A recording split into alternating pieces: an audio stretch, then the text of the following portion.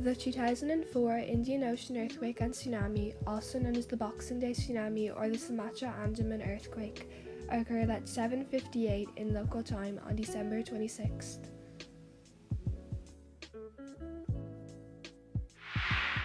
Indonesia is between the Pacific Ring of Fire, where 90% of earthquakes occur. It is also between the second most active seismic zone, the Alpide Belt. The epicenter was located off the west coast of northern Sumatra, Indonesia, and the earthquake measured 9.2 in magnitude. Earthquakes are vibrations or tremors on the Earth's crust. They are caused by plate movements and usually occur at or near plate boundaries. They occur where plates converge, separate, or slide past each other. The earthquake occurred along a tectonic subduction zone in which the India Plate, an oceanic plate, is being subducted beneath the Burma microplate, part of the larger Sunda Plate. This is not smooth. As an oceanic plate sinks, it may become jammed against the continental plate. Convection currents will continue to try force the oceanic plate downwards.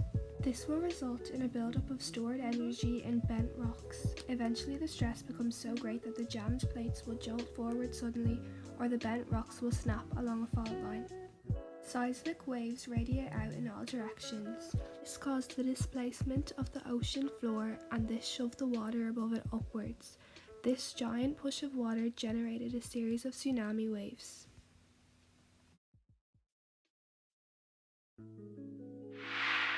Within 20 minutes of the earthquake, the first several 100-foot waves hit the shoreline of Banda Aceh, killing more than 100,000 people and pounding the city into rubble. Travelling as fast as 800 kilometers, the waves spread out to many distant countries. Tsunami waves rolled over coastlines in Thailand, India, and Sri Lanka, killing tens and thousands more.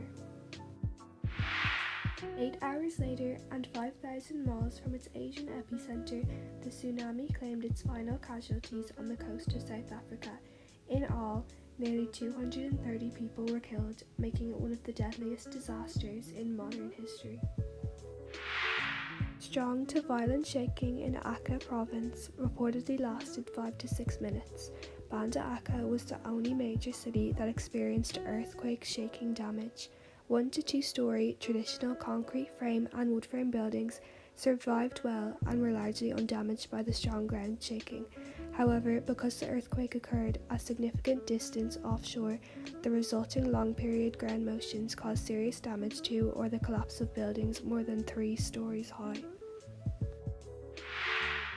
The waves destroyed more than 250 coastal communities, and residential neighbourhoods and fishing villages in these coastal areas were entirely devastated, and houses were swept inland or out to sea.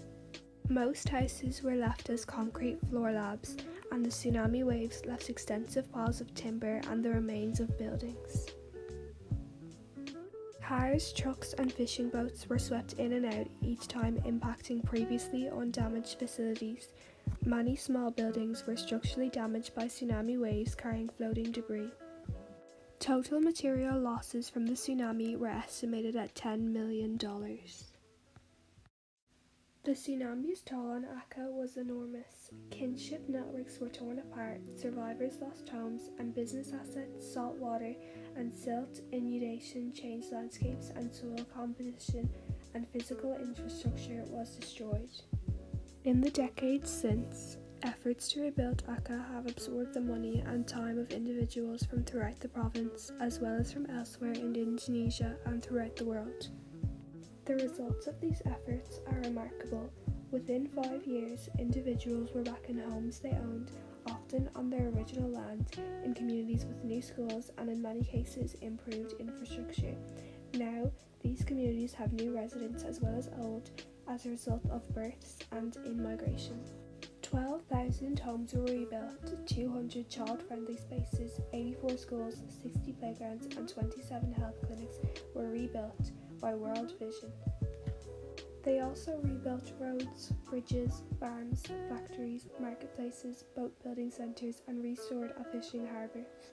Most tsunami-related rehabilitation work was completed by 2007.